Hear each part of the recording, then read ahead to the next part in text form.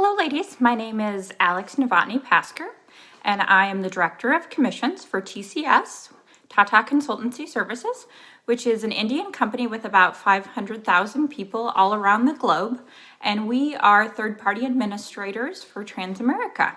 So what that means is that we oversee all of the operations business for Transamerica.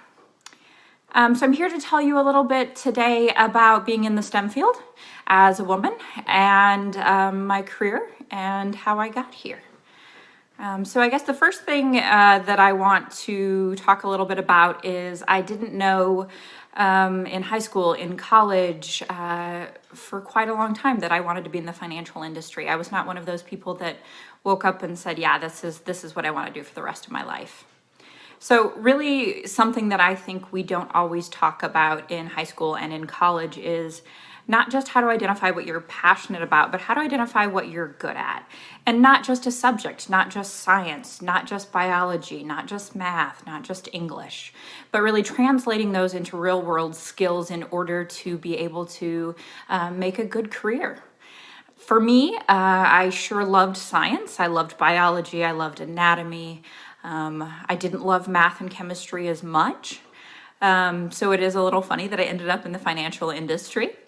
But then I recognized as I went through college and as I had a part-time job at a pharmaceutical company that I really loved leading people.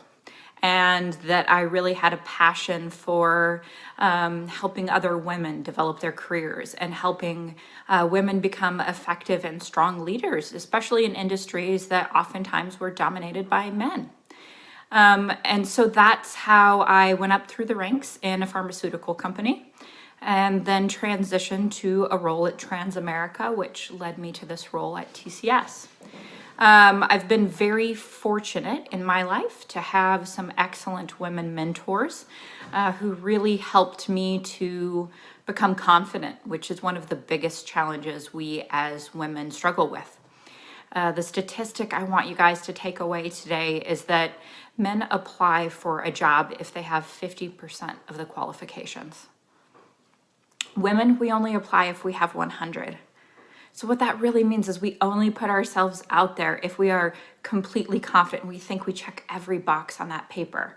Meanwhile, men apply if they have half. And so of course that leads to a gap in women versus men in all jobs, more specifically, and as you know, the STEM fields are even worse.